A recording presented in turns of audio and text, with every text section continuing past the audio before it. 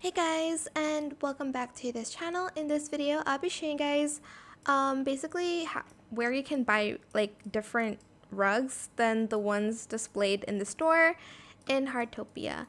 So you don't need to be like a specific level. I cannot move my camera. There we go.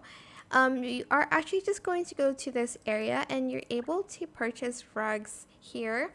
As you can see, they have these rugs. It refreshes every week, same as the furnitures, of course. But yeah, that's pretty much it. If you don't like the rugs on display, maybe there are other rugs here.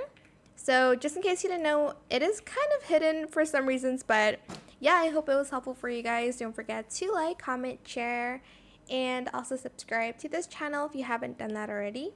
If you have any more questions about this video, just leave it in the comment section down below. I will try my best to answer them all for you guys. And if you found this video helpful, please click the thanks button as well. That is it. Thank you so much for watching. Bye!